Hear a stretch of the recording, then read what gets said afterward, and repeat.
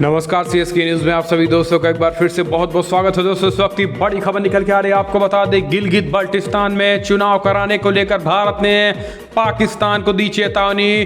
बोले अगर चुनाव हुआ तो पाकिस्तान भूल जाए पीओके को। जी हाँ, भारत की तरफ से कहा गया पाकिस्तान के पास कोई कानूनी अधिकार नहीं है। बड़ी अपडेट निकल के आ रही है। इस बीच दूसरी बड़ी खबर निकल के आ रही है, आपको बता दें इंडिया चाइना स्टैंड ऑफ के बीच चीन ने एलएसी को बताया अपना हिस्सा बढ़ा और तनाव, युद्ध की संभावनाएं प्रबल दिखाई दे रही हैं। बड़ी खबर निकल के आ रही है, फंस गया है, पूरी तरीके से पेंच फंस गया है और चीन दिखा रहा है दादागिरी। एलएसी को बताया अपना हिस्सा। तो वहीं तीसरी बड़ी अपडेट आपको बता दें, सार्क की बैठक में पाकिस्तान को पूरी दुनिया में एक्सपोज किया। विदेश मंत्री एस जयशंकर ने कहा आतंकवाद का प्रायोजक है पाकिस्तान। जी हाँ, वहीं चौथी बड़ी अपडेट निकल के आ रही है, लद्दाख में फिर से डरा चीन।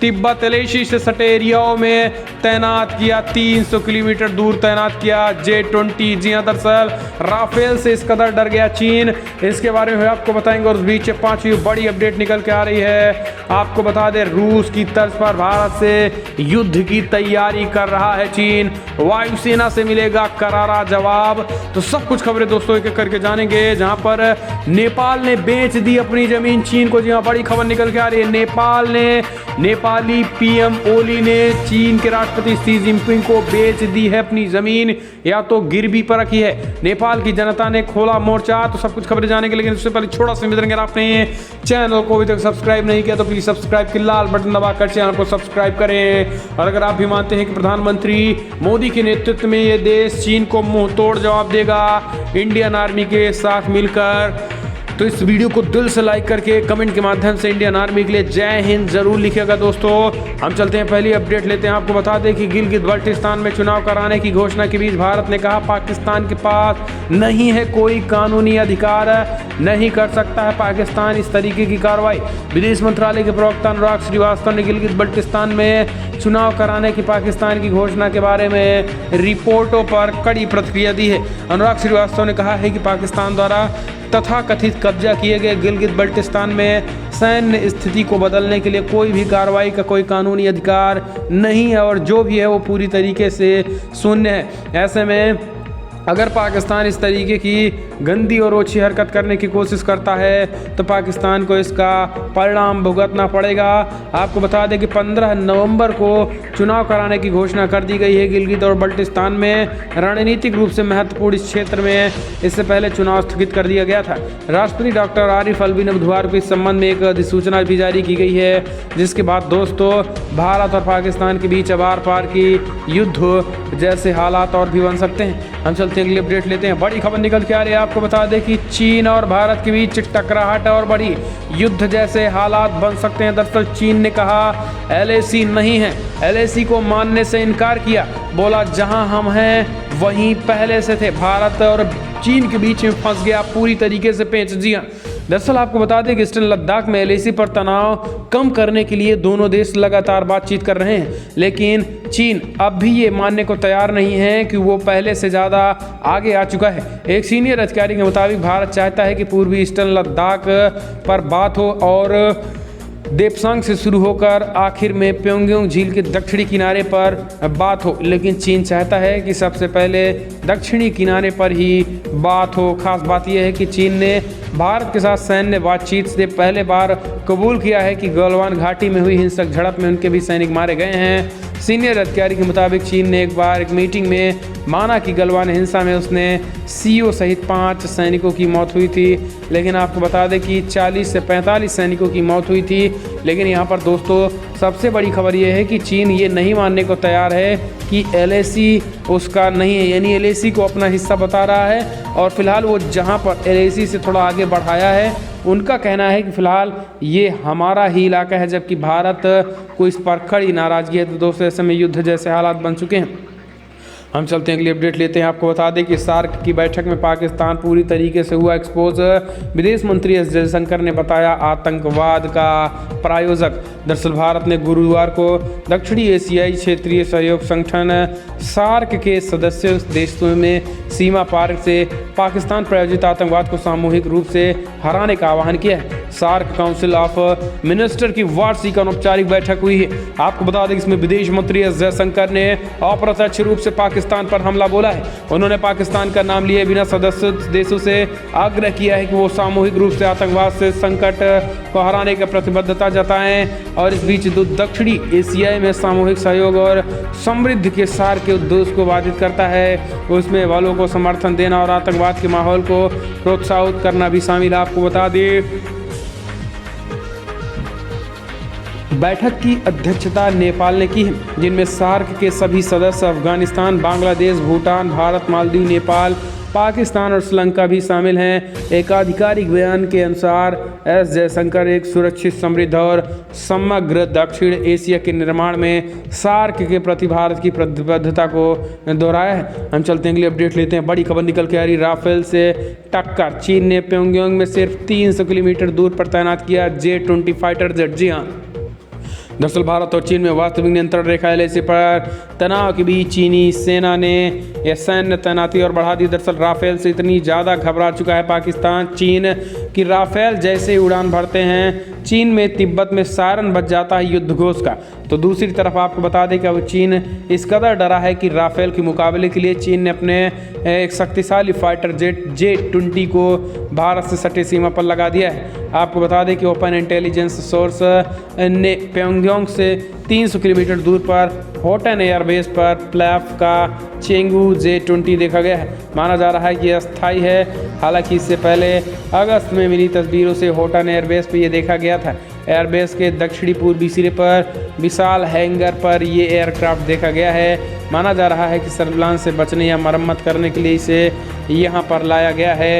ये अंदाज़ा भी लगाया जा रहा है कि क्षेत्र में विस्तृत तैनाती की गई है और राफेल से डर के लिए चीन ने ऐसा कदम उठाया है। हम चलते हैं अगली अपडेट लेते हैं। बड़ी खबर, ताइवान को डराने के लिए चीन ने फिर से किया युद्धाभ्यास, एक साथ दागी कई मिसाइलें। आपको बता दें कि भारत और अमेरिका के साथ चीन के रिश्ते ताइवान के साथ भी अच्छे नहीं चल रहे हैं। चीन शुरू से ही इसे अपना हिस्सा बताता आ रहा है। वहीं अमेरिका से बढ़ती ताइवान की दोस्ती से चीन और भी ज़्यादा भड़क गया है। दरअसल चीन ने अपनी सेना को लगातार युद्धाभ्यास के बहाने टापू क्षेत्र को संदेश देने के लिए ताइवान तैनात कर रहा है। हाल ही में चीन की पीपल्स लिबरेशन आर्मी ने एक साथ खड़ी करके अपनी कई मिसाइलें दागी और शक्ति प्रदर्शन किया था। उसका वीडियोज़ सोशल मीडिया पर वायरल किया और ताइवान को उस वीडियो के जरिए धमकी दे रहा है। हम चलते हैं अगली अपडेट लेते हैं। नेपाल ने अपने ज़मीनों को बेच दी है चीन को। जी हाँ, बड़ी खबर, नेपाल की जनता ने ओली के खिलाफ खोल दिया है मोर्चा। आपको बता दें कि चीन द्वारा नेपाल की ज़मीन कब्जाए जाने के मुद्दे पर हिमालयी राष्ट्र में विरोध प्रदर्शन शुरू हो गया है। बड़ी संख्या में नेपाली लोग सड़कों पर उतर गए हैं, चीन के खिलाफ नारेबाजी कर रहे हैं। आपको बता दें कि आरोप लग रहा है कि चीन ने नेपाल की सीमा से कई बिल्डिंग्स पर निर्माण कर लिया है। वहां चीन का दावा है कि ये निर्माण उनके इलाके में हुआ है। गौरतलब है कि इस पूरे मामले पर नेपाल की जनता में नाराज़गी है, लेकिन वहां की सरकार की तरफ से अभी भी चीन द्वारा उनकी भूमि कब्जाए जाने की बात नहीं कही जा रही है। ऐसा लग रहा है कि नेपाल ने चीन की विस्तारवादी नीति के सामने घुटने टेक दिए हैं। दरअसल नेपाल की मौजूदा KP शर्मा ओली सरकार चीन समर्थक मानी जाती है। यही वजह है कि इन दिनों नेपाल और भारत के संबंध अच्छे दौर से नहीं गुजर रहे हैं। लेकिन आपको बता दें कि यहाँ पर चीन और नेपाली PM के बीच काफ़ी ज़्यादा अच्छी कॉम्बिंग देखी जा रही है। यही कारण है कि नेपाल ने फिलहाल चीन को अब अपनी ज़मीन बेच दी है या गिरवी पे रखी है, ये तो भगवान जाने। लेकिन दोस्तों, नेपाल की जनता ने अब नेपाल के PM ओली को असलियत पहचान ली है और यही कारण है कि जमकर प्रदर्शन हो रहे हैं नेपाल में। और नेपाल के प्रधानमंत्री KP शर्मा ओली को चीन का दलाल बताया गया है और यही कारण है कि अब ओली के खिलाफ नेपाल में जमकर विरोध प्रदर्शन शुरू हो गया है। हम चलते हैं अगली अपडेट लेते हैं। आपको बता दें कि तुर्की जिस तरीके से भारत के खिलाफ जहर उगल रहा है। ऐसे में भारत सरकार ने तुर्की के साथ बातचीत, तुर्की के संबंधों की फिर से समीक्षा करने का ऐलान कर दिया है। वहीं विश्व हिंदू परिषद ने आमिर खान पर बड़ा हमला बोला है। दरअसल आपको बता दें कि संयुक्त राष्ट्र में तुर्की के राष्ट्रपति रजब तैयब अर्दोगान ने संयुक्त राष्ट्र की 74वें वर्षगांठ के मौके पर संयुक्त राष्ट्र महासभा के मंच से कश्मीर का आलापा था, जिसे भारत को नागवार गुजरा और भारत के खिलाफ बोलना तुर्की को अब भारी पड़ सकता है। दरअसल भारत के विदेश मंत्रालय की तरफ से ये मीटिंग की गई है कि अब तुर्की के साथ संबंधों को एक बार फिर से रिवाइज किया जाए और उसको फिर से देखा जाए कि क्या तुर्की के साथ संबंध रखना ज़रूरी है, कि तुर्की के साथ कितना ज़्यादा संबंध रखा जाए, क्योंकि तुर्की की जो भाषा और तुर्की का जो बयान है वो पूरी तरीके से भारत विरोधी है। और यही कारण है कि भारत ने चेतावनी दे दी है तुर्की को कि फिलहाल भारत के मसले पर बिल्कुल भी वहाँ भारत के बीच में ना बोले तो ये तुर्की के लिए सही होगा। लेकिन वहीं विश्व हिंदू परिषद ने आपको बता दें कि आमिर खान पर हमला बोला। उन्होंने कहा कि आज जो भारत विरोधी एक यूएन जैसे मंच पर भारत विरोधी बयान दे रहा है जो देश, उस देश की मुखिया से आमिर खान का मिलना अपने आप में ये देशद्रोह है। और ये देशद्रोह है, अगर देशद्रोह का भी मुकदमा हो जाएगा तो कुछ लोग रोना पिटना करना शुरू कर देंगे कि आमिर खान, हाय रे आमिर खान पर देशद्रोह क्यों लगा दिया। इस तरीके से विश्व हिंदू परिषद ने आमिर खान पर सीधा हमला बोला है। हम चलते हैं अगली अपडेट लेते हैं। बड़ी खबर निकल के आ रही है, आपको बता दें जम्मू कश्मीर लंबे समय से गैर हाजिर चल रहे 5 डॉक्टर्स को सरकार ने किया बर्खास्त। जी हाँ, जम्मू कश्मीर में आपको बता दें उप राज्यपाल मनोज सिन्हा काफ़ी ज़्यादा गुस्से में। दरअसल आपको बता दें कि स्वास्थ्य विभाग ने प्रदेश के अलग अलग हॉस्पिटलों में तैनाती की ऐसे चिकित्सकों को बर्खास्त कर दिया है जो कि 1 साल से अधिक समय से अपने हॉस्पिटलों में ड्यूटी नहीं लगा रहे थे। इस कार्रवाई के साथ ही स्वास्थ्य विभाग ने ऐसे चिकित्सकों की स्क्रीनिंग भी शुरू कर दी है जो कि लंबे समय से अपनी ड्यूटी से गैर हाजिर थे। आपको बता दें कि ये ताबड़तोड़ कार्रवाई उपराज्यपाल मनोज सिन्हा के आदेश पर किए गए हैं। आपको बता दें कि ताबड़तोड़ एक्शन में जम्मू कश्मीर के उपराज्यपाल मनोज सिन्हा दिखाई दे रहे हैं। हम चलते हैं अगली अपडेट लेते हैं। बड़ी खबर निकल के आ रही है, सोशल मीडिया के जरिए युवाओं को जिहादी बना रहा है जाकिर नाइक। आईबी की रिपोर्ट में बड़ा खुलासा। आपको बता दें कि भगोड़े जाकिर नाइक के पास TV mobile app Peace TV के नाम से यूट्यूब चैनल और फेसबुक पेज पर सरकार शिकंजा कसने की तैयारी में है।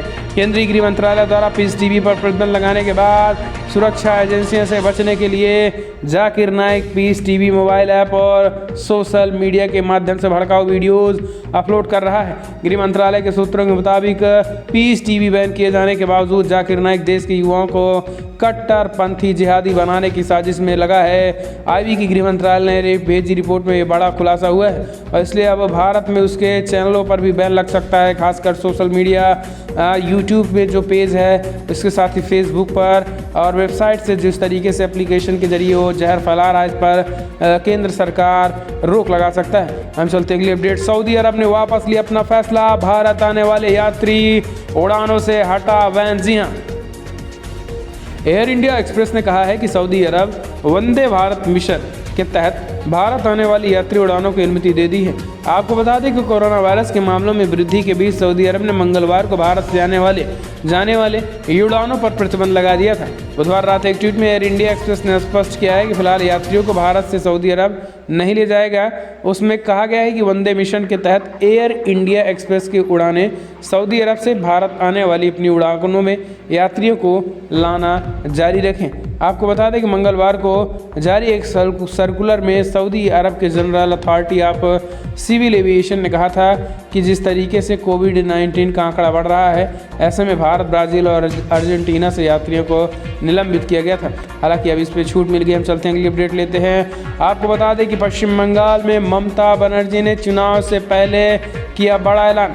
कोरोना में दुर्गा पूजा के बीच समिति को 50-50 हज़ार रुपये देगी ममता सरकार, दिशा निर्देश भी दे दिए हैं। जी हाँ, कोरोना वायरस संक्रमण के बीच पश्चिम बंगाल में अगले महीने से शुरू हो रहे दुर्गा पूजा को लेकर सूबे की मुख्यमंत्री ममता बनर्जी ने कमेटियों को लेकर 50 हज़ार रुपये देने का ऐलान कर दिया है। सीएम ममता ने कोरोना वायरस के बीच होने वाली दुर्गा पूजा को लेकर कुछ सावधानियां बरतने के लिए भी दिशा निर्देश जारी कर दिए हैं। ममता बनर्जी ने ऐलान किया है कि दुर्गा पूजा कमेटियों को राज्य सरकार की तरफ से 50 हज़ार रुपये आवेदन के तौर पर दिए जाएंगे।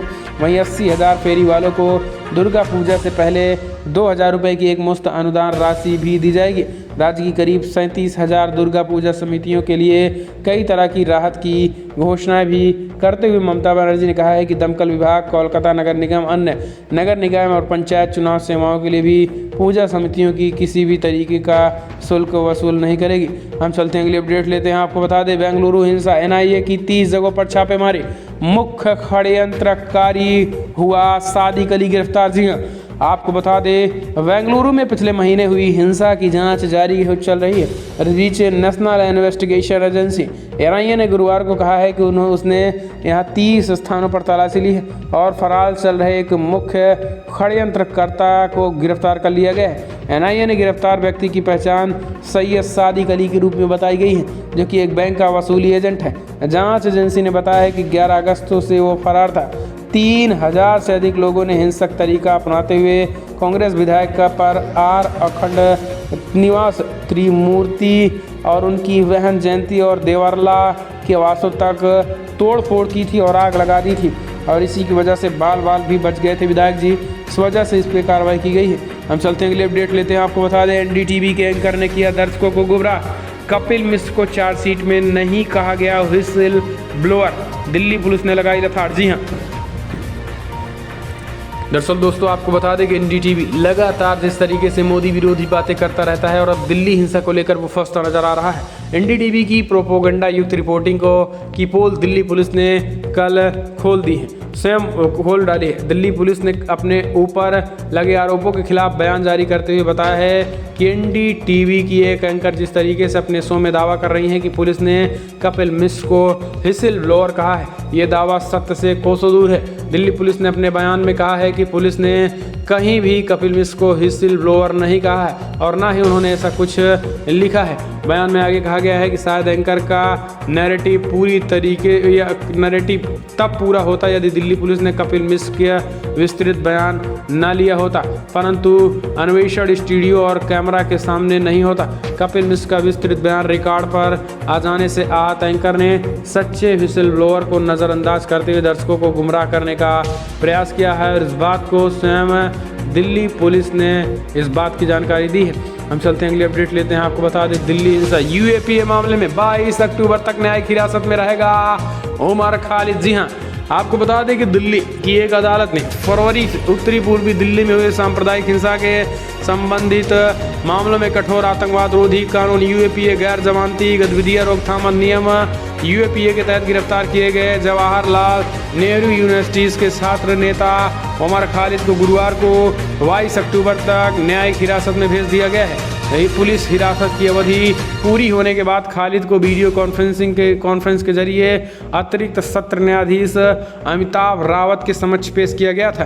खालिद को 13 सितंबर को गिरफ्तार किया गया था।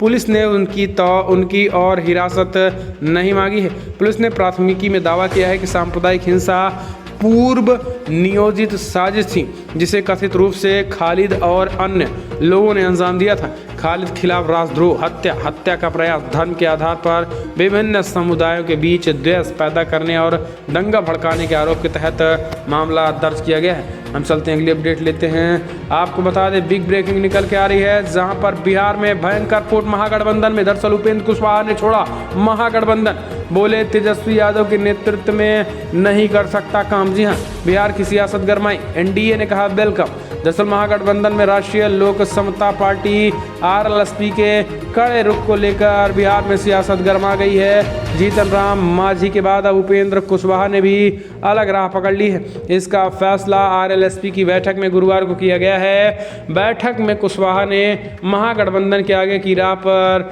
विचार की बात कही है। वहीं इस बीच सत्ताधारी राष्ट्रीय जनतांत्रिक गठबंधन ने कुशवाहा को अपने पाले में करने की कोशिश शुरू कर दी। बताया जा रहा है कि आरजेडी अंतिम समय तक डैमेज कंट्रोल में लगा रहा, लेकिन बात नहीं बन पाई और आखिरकार स्वयं उपेंद्र कुशवाहा ने आरजेडी को छोड़ दिया और इसके साथ ही तेजस्वी यादव को बताया कि मूर्ख नेता हैं, तेजस्वी यादव के नेतृत्व में बिहार आगे नहीं जा सकता है। हम चलते हैं अगले अपडेट। सीएम योगी आदित्यनाथ का बड़ा ऐलान, महिलाओं के साथ छेड़छाड़ी करने वालों को सार्वजनिक स्थानों पर लगेंगे पोस्टर। जी हाँ, दरअसल यूपी के सीएम योगी आदित्यनाथ ने बैठक में कहा है कि जिस तरीके से एंटी रोमियो स्क्वाड ने अच्छा काम किया है, मंचलों और महिलाओं के साथ अपराध करने वालों की कमर तोड़ी, वैसे ही हर जिले की पुलिस अभियान चलाती रहेगी।